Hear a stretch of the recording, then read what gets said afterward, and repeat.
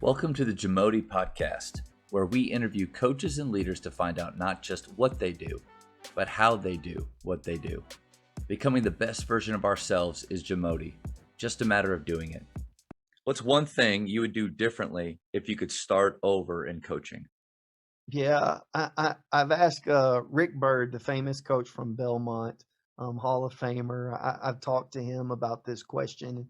He said I would get less angry, and for me, that's hard. I get you mess something up, usually an effort issue, and I'll blow a gasket. I lose it in that regards, and so what would I do differently?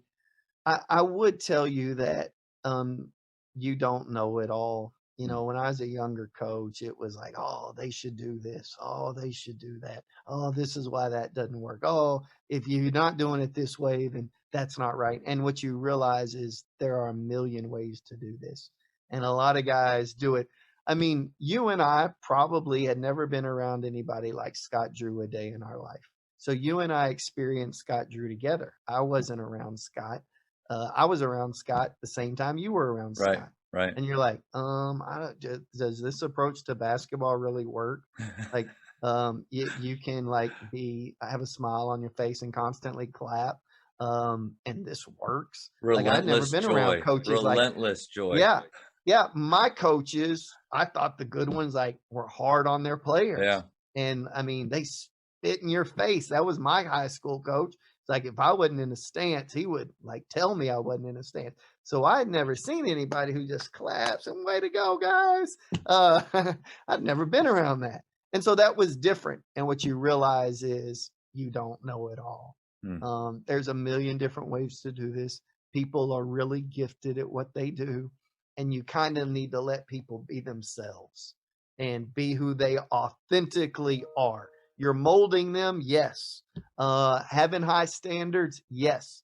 But that can be done in a variety of ways. And so don't get into this mindset that if it's not done this way, however, from a tactical standpoint, a strategic standpoint, from a personality standpoint, I think all of those things, younger coaches get into that. And I wish I'd have told myself that younger because I think I could have done a much better job of handling situations had I known that there's a variety of different ways and I don't have a patent on it. I want to spin off from that, and because I struggle with that still. 14 years into it, not as long as some guys, but still thinking I know way more than I do. But and also trusting and listening to assistant coaches. So now where you're at, how do you kind of have that thought in your head as you're listening to and treating your assistant coaches? Yeah, I mean, one, I learned this from Coach Drew is many hands make light work. And so he would ask our opinions. And I mean, um, obviously being there for 14 years, there were a number of clashes. And Scott would, hey, tell me what you think about this. And I would be, you got to do it this way. And especially if you had the scout, right? You'd Mm, watch the team more than anybody else. right. And then somebody would opine, and it was like, you've watched one game, and I've watched 88 hours, and you're like, what? And what I didn't recognize was it was just a difference of opinion. But going back, Scott valued everybody's opinion, and then he would reach a decision. And I can't tell you how many times I thought I was right, but I listened to somebody else. Or Scott saying, man, I went into this, and then Paul, because of what you said, we switched it up. And then it works. Not all the time is it going to work, but you realize that there's a different take. And I would tell you where we should probably, where I lean on assistance most, right, is, yeah, how do we guard this? How should we guard that? What do y'all want to do here? What's best is how should I approach this young man? Mm, I'm not like I thought his effort the past 2 days has been bad. And then they'll tell you, hey coach, he's his mom's battling something. uh. And he hadn't showed, man, I didn't know. How come y'all didn't tell me?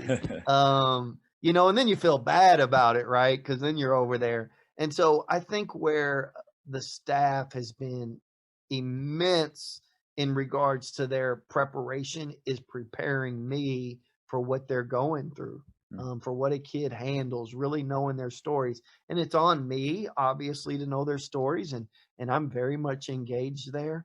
But the day-to-day activities, whereas I may get locked into something and they came by the office, but my door was shut and they went and told somebody else. And so I would tell you that not only for tactical reasons, but how do you handle other people and things that they're going to? And it's on all of us to know who they are as young men. And the more we know them as young men, young women, the better we can actually serve them. Thank you for checking out today's episode. Please take a moment to subscribe to this podcast, share it with your fellow coaches, and find us on social media for what's coming up next on the Jamodi podcast. It's just a matter of doing it.